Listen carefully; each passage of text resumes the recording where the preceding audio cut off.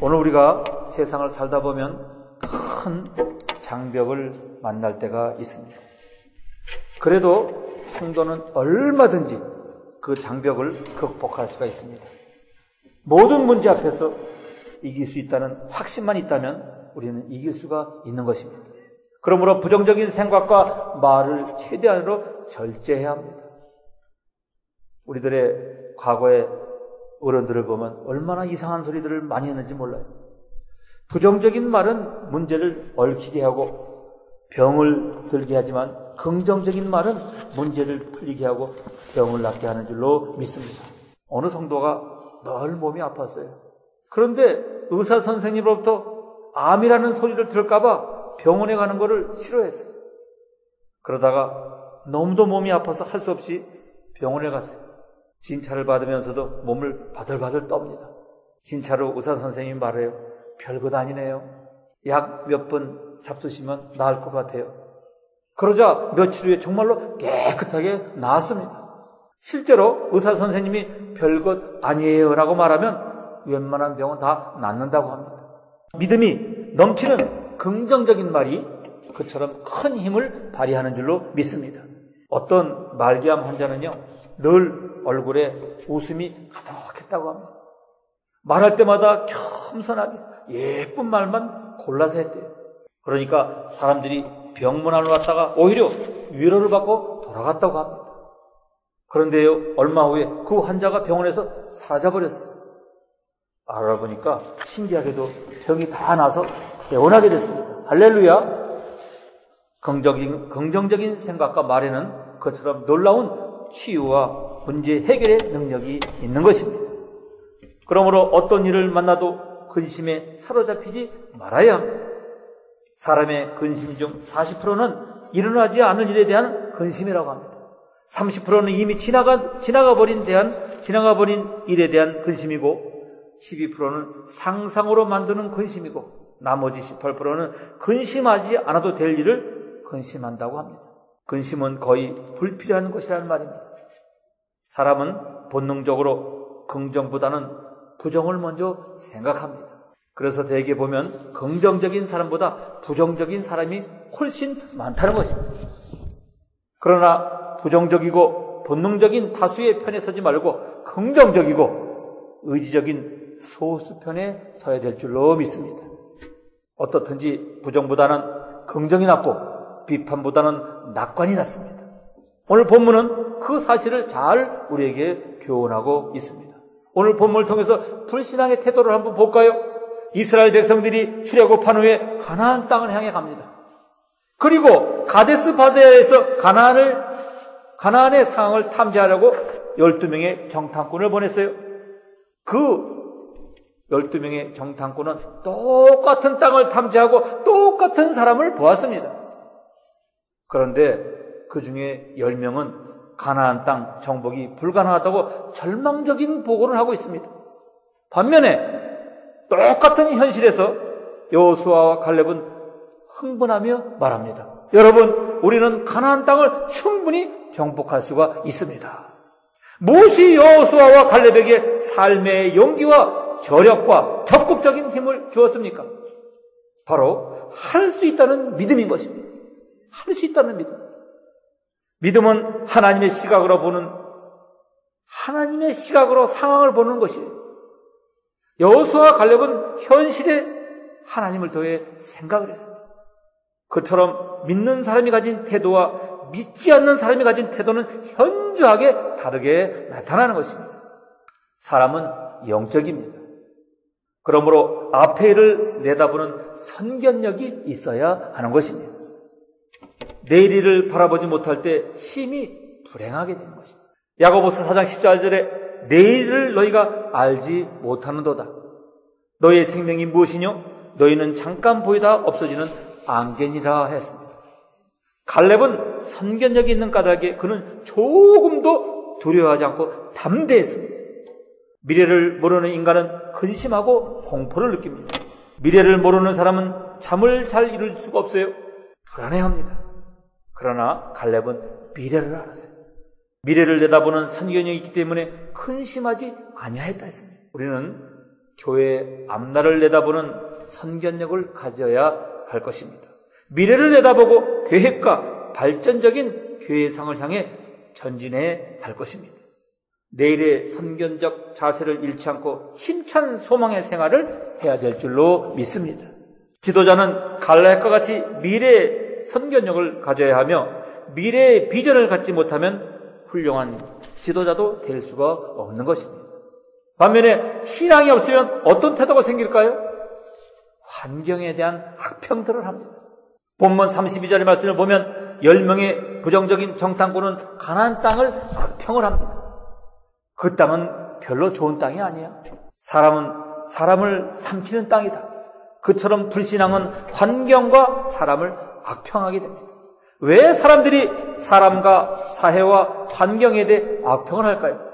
정말로 환경이 약해서 악평할 수도 있고 악평하는 사람의 캐릭터에 문제가 있을 수도 있어요. 그러나 악평하는 가장 큰 이유는 불신앙이 있습니다. 두 번째로 문제에 대한 과장입니다. 불신앙은 문제를 과장하게 만듭니다. 본문 31절의 말씀에 보면 10명의 부정적인 정탐꾼은 말합니다. 그들은 상대할 수 없을 정도로 크다는 것입니다. 그처럼 많은 사람들이 문제를 과장했습니다. 목사님, 큰일 났어요.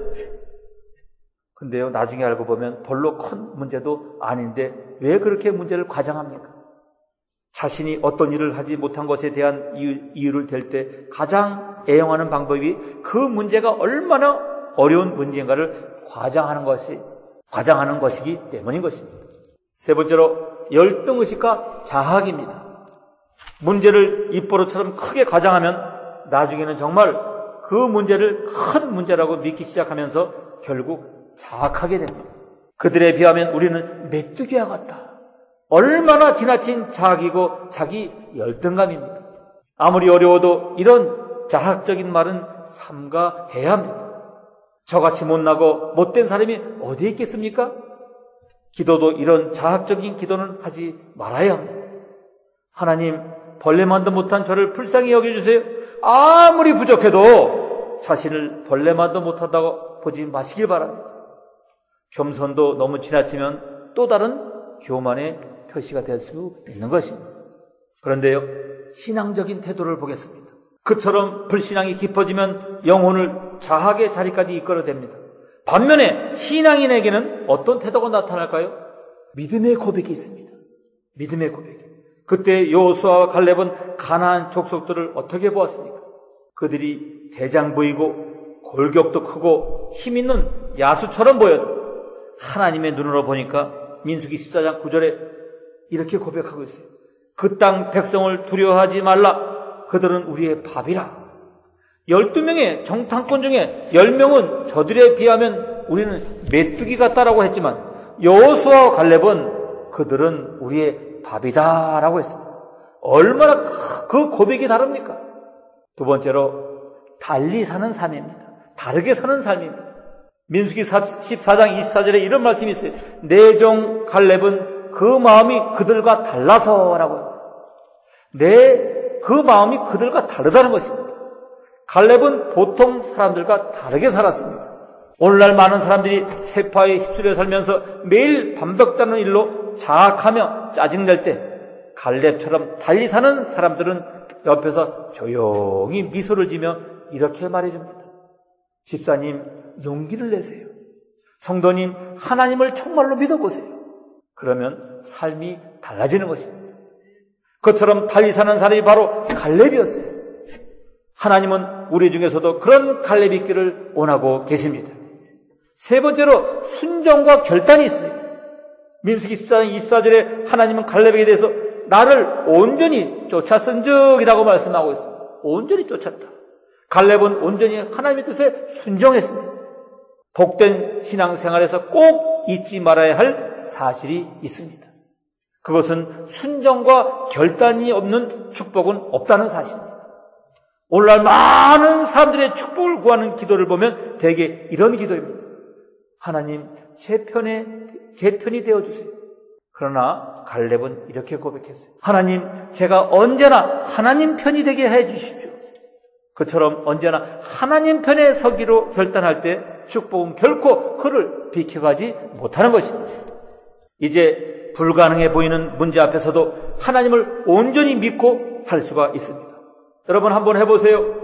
그러면 하나님은 그 믿음이 옳았음을 증명하려고 행동하시면서 동시에 축복의 문도 활짝 열어주실 줄로 믿습니다.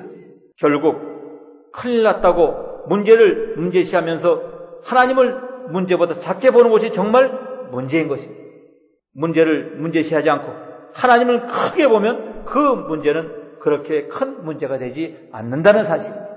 하나님은 사람들의 생각과 말대로 갚아주십니다.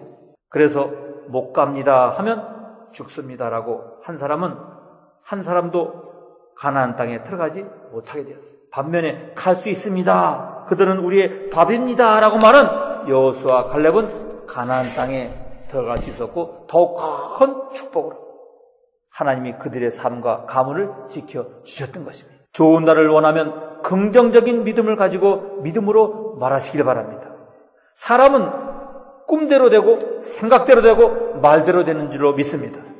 입으로 못한다, 안 된다, 죽겠다고 하면 정말 못하는 인생과 죽는 인생이 되고 마는 것입니다.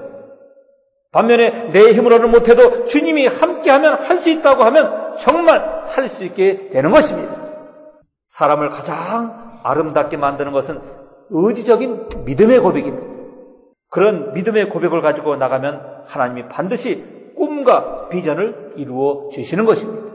할 수 있다고 하십시오. 1960년대 초 에베레스트의 도전에 실패했다가 다시 도전하는 청년들에게 어느 기자가 물었어요. 이번에는 그 산을 정복할 수 있습니까? 그때 한 청년이 대답했습니다. I hope so. 그렇게 희망합니다. 그 옆에 청년이 또 이렇게 말했어요. I will do my best. 최선을 다하겠습니다. 또 다른 청년이 이렇게 말했어요. I will try. 시도해보겠습니다. 그때 짐 위티카라는 청년은 이렇게 대답했습니다. I can. 할 수 있습니다. I can. 1963년 5월 1일 짐 위티카는 4명의 친구들의 목숨을 산길에 묻고 홀로 8,848m의 에베레스트 산 정상을 정복했습니다. 할렐루야. 할 수 있다는 믿음은 승리의 전조등입니다. 어떤 사람은 큰 문제 앞에서 이렇게 믿음의 고백을 합니다. 하나님, 저는 하나님 안에서 이 문제를 극복할 수 있을 줄 믿습니다. 그처럼 자신 앞에 주어진 인생의 과제를 행하면서 숱한 난제들 앞에서도 살아계시는 하나님이 함께 하시면 어떤 문제도 극복할 수 있다는 믿음으로 사명과 축복의 고지를 행해 나간다면 그는 반드시 승리의 깃발을 꽂게 될 것입니다. 가끔 찬란한 꿈을 품고 나가면 사단이 속삭입니다. 그 일은 불가능하다. 괜한 시간 낭비다. 사람도 없고 재정도 없으니까 너는 못해. 그런 사단의 음성이 들리면 앞이 막막해집니다. 그러므로 그런 부정적인 소리는 바로 떨쳐 버리십시오. 하나님이 함께하면 무엇이 불가능하겠습니까? 하나님을 믿고 나아가면 가는 도중에 실패가 있어도 전체적으로 어떤 손해는 없습니다. 특히 하나님의 뜻을 따라 앞자리나 개척자의 자리에 서면 이미 그것 자체가 성공이기에 혹시 실패해도 그것은 진짜 실패가 아닌 것입니다. 이제 할 수 있다는 믿음으로 가나안을 향해 힘찬 발걸음을 내디시기를 바랍니다. 똑같은 상황 속에서 어떤 사람은 낙심하고 절망을 하지만 어떤 사람은 성령으로 충만해서 미소를 잃지 않고 늘 확신과 열정과 삶의 환희를 노래하며 살아갑니다. 왜 그렇습니까? 믿음의 차이 때문에 그렇습니다. 이제 믿음의 눈을 가지고 상황을 바라보십시오. 하나님이 함께하면 인생은 무의미도 아니고 절망도 아닙니다. 그래도 때가 되면 반드시 영광스러운 축복의 고지를 밟게 될 것입니다. 살면서 너무 쉽게 불평하고 원망하지 마십시오. 하나님이 함께하면 우리 앞에 찬란한 내일이 있음을 믿고 다시 허리띠를 졸라매고 두 주먹을 불끈 쥐고 축복의 내일을 향해 다시 출발하는 것입니다. 가끔 현실을 보면 가슴이 왜소해질 때도 있지만은 그때 가슴을 열고 우리를 위해 십자가에 돌아가신 예수님을 온전히 영접하고 오직 하나님만을 붙들고 살면서 어떤 경우에도 자신감을 잃지 마시길 바랍니다. 그러면 조만간 복된 역사가 반드시 나타나게 될 것입니다. 큰 꿈을 가지십시오. 상당가 제임스 톰슨은 여성을 괴롭히는 10대 문제에 다음과 같은 문제를 보았어요. 첫째로 로맨틱한 사랑의 결력, 두 번째로 고부 간의 갈등, 세 번째로 열등감, 네 번째로 자녀 문제, 다섯 번째로 재정적인 문제, 여섯 번째로 외로움과 고독감, 일곱 번째로 잠자리 문제, 여덟 번째로 건강 문제, 아홉 번째로 곤태, 열 번째로 노화 문제. 그 중에서 가장 큰 문제는 열등감이라고 했어요. 그와 상담했던 50%의 여성이 열등감을 최대 문제로 꼽았고 80%의 여성이 열등감을 세 번째 순위 안에 꼽았다고 합니다. 그만큼 열등감은 현대인의 가장 무서운 질병입니다. 이제 어떤 일이 있어도 열등감의 바이러스에서 감염되지 마셔야 됩니다. 누구나 어느 정도의 열등감은 있지만 그 열등감에 집착하지 말고 늘 자신감을 가지라는 것입니다. 마태복음 25장에 나오는 한 달란트 받은 종은 실패에 대한 두려움 때문에 아무것도 하지 못했어요. 그처럼 두려움과 열등감을 가지면 자신의 능력과 정해진 축복된 운명에 비해 현저히 못한 삶을 살게 됩니다. 이제 큰 꿈을 품고 사시길 바랍니다. 나는 축복받고 선교와 구주의 1등 성도가 되리라. 우리 가문은 하나님을 잘 믿는 가문이 되리라. 이제 틀렸다고 생각하지 말고 늦었다고도 생각하지 마십시오. 성령 충만의 놀라운 특징 중에 하나가 젊은이들이 환상을 보며 늙은이들이 꿈을 꾸는 것입니다. 꿈을 꾸면 젊어집니다. 꿈꾸면 건강해집니다. 잠언 29장 18절에 비전이 없으면 백성이 망한다고 했습니다. 꿈과 비전이 없으면 방자한 인생이 되지만 꿈과 비전을 가지면 반듯한 인생이 되는 것입니다. 똑같은 상황에서 10명의 정탐꾼은 대적과 비교해서 자신을 메뚜기라고 생각했지만 여호수아와 갈렙은 그 대적을 자신의 밥이라 생각했습니다. 이 극심한 생각과 믿음의 차이가 자신에게도 동일하게 나타나서 자신이 메뚜기처럼 될 수도 있고 갈렙처럼 될 수도 있는 것입니다. 이제 갈렙처럼 되십시오. 사람이 꿈과 비전을 이루지 못하는 가장 큰 이유는 자본이나 인맥이 없기 때문이 아니라 자신을 메뚜기처럼 여기기 때문인 것입니다. 항상 자신이 하나님의 사랑받는 자녀이고 찬란한 축복의 주인공이 될 수 있다는 믿음을 가지시기를 바랍니다. 그러면 대인관계도 원만하게 되고 교회나 가정도 부담을 주는 존재가 아닌 부담을 지는 존재가 되면서 점점 믿음과 사랑과 용서가 넘치는 사람이 되는 것입니다. 그런 사람에게 축복의 문이 활짝 열리지 않겠습니까? 어떤 분은 교회 봉사를 부탁하면 자신은 능력과 은사가 없다고 사양들을 합니다. 그러나 하나님을 일을 하는데 슈퍼스타 같은 성도가 필요한 것이 아닌 것입니다. 말을 더듬었던 모세부터 의타심이 많았던 마가까지 성경에 나오는 위대한 믿음의 선지들 중에 원래부터 위대한 사람은 거의 없었습니다. 사도 바울은 육체에 따라 지혜가 있고 능한 자가 많지 않고 문벌 좋은 자가 많지 않다고 말했어요. 그처럼 하나님은 언제나 미련하고 약한 자를 불러서 어떤 일을 하기에 충분한 은혜와 지혜를 주시고 사용하는 줄로 믿습니다. 이제 자신을 메뚜기처럼 여기지 마십시오. 사단이 펼치는 고도의 심리 전술에 넘어가지도 마십시오. 열등감은 사단의 치명적인 무기입니다. 그 열등감을 통한 심리전에서 패배하지 마십시오. 죽음의 사슬에서 구원받고 자유를 얻었지만 아직도 그 사슬주의를 맴도는 성도가 되지 마시길 바랍니다. 항상 하나님으로부터 큰일을 기대하고 하나님을 위해 큰일을 행하십시오. 그것을 위해 예배와 말씀과 기도로 자신에게 붙여진 열등감의 딱지를 제거해버리십시오. 잘못된 생각을 벗어버려야 합니다. 사람들이 누군가를 공격할 때 가장 많이 쓰는 방법이 무엇입니까? 나쁜 편견의 딱지를 붙여서 따돌리는 방법입니다. 사단도 그 방법을 유용하게 사용합니다. 그래서 끊임없이 자신의 가능성이 끝난 것처럼 열등감의 딱지를 붙이려고 속삭입니다. 너는 죄와 허물이 많다. 배경도 없고 인맥도 없다. 그러니까 너는 희망이 없다. 그러나 중요한 것은 사람과 사단과 우리의 운명을 결정하는 것이 아니라 하나님이 우리의 운명을 결정한다는 사실입니다. 어떤 사람은 청소년 때 별로 키가 크지 않았대요. 그래도 농구를 좋아해서 농구팀에 들어가 자기 농구팀 중에 제일 작았답니다. 그래서 별명이 땅콩이었대요. 인사할 때도 그렇게 인사를 했답니다. 안녕 땅콩, 잘 있었어. 학생들이 농구 응원을 할 때도 그렇게 소리를 질렀대요. 힘내라 땅콩. 그렇게 응원을 해주었지만 그런 응원을 들을수록 그의 자존심은 점차 무너져 내렸답니다. 그러면서 하나님이 창조하신 자신의 원래 존재를 부인하며 깊은 열등감에 빠져들어갔어요. 왜 나는 이처럼 작을까? 스스로 그런 별명 딱지를 자신에게 붙이도록 허락하자 그는 점점 내성적으로 변했어요. 남이 붙인 딱지로 자신의 이미지가 점점 망가져가고 있는 것입니다. 그러던 어느 날 그가 살아계신 하나님을 체험했어요. 그때 그는 하나님의 사랑을 깨닫고 말씀을 통해 자신을 향한 하나님의 뜻을 발견하면서 사람들이 붙인 잘못된 딱지를 벗어던졌어요.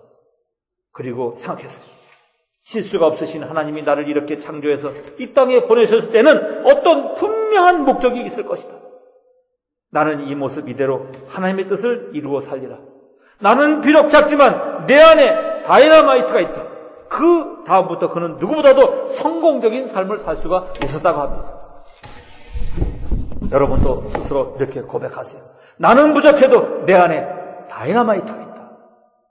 자신이 너무 작고 너무 없고 너무 늙었다고 하지 마시길 바랍니다. 하나님은 지금도 말씀하십니다. 아무개야, 너는 이 지구상에서 최고의 걸작품이다. 그 하나님의 말씀을 믿고 어깨를 추스리고 고개를 높이 들고 자신을 하나님의 걸작품으로 인정하십시오. 스스로 무너지지 말고 하나님의 뜻을 따라 다시 멋지게 일어서시기를 주님의 이름으로 축원합니다. 사람들은 어느 일로 누군가가 실패를 하면 그를 더 무너뜨립니다. 그 무너진 짐을 하나님의 은혜로 이겨내십시오. 하나님은 실패자도 얼마든지 멋지게 왕의 귀환의 주인공으로 만드실 수가 있는 것입니다. 기생 라합이 메시아의 조상이 이론이 되었다는 사실을 항상 잊지 마십시오. 그런 은혜에 하나님을 믿고 잘못된 생각에 집착해 열등감에 빠지지 말고 자신을 향한 하나님의 더욱 크고 놀라운 계획이 있음을 신뢰하시기를 바랍니다. 오늘날 많은 사람들이 과거의 딱지에 연연해서 자신은 이미 끝났다고 생각하고 자신 앞에 놓인 찬란한 축복을 외면들을 합니다. 그러나 하나님은 결코 그렇게 생각하지 않습니다. 하나님은 무너진 자를 일으켜 주시고 상처받은 자를 위로하여 주시고 그러시기에 이 땅에 오신 것입니다. 그 은혜가 지금도 얼마든지 유효한 것입니다. 이제 열등감에서 벗어나 하나님을 믿는 굳건한 믿음과 자신감으로 내일의 축복을 예비한 복된 심령 여러분 한 사람 한 사람 되시기를 주님의 이름으로 축원드립니다.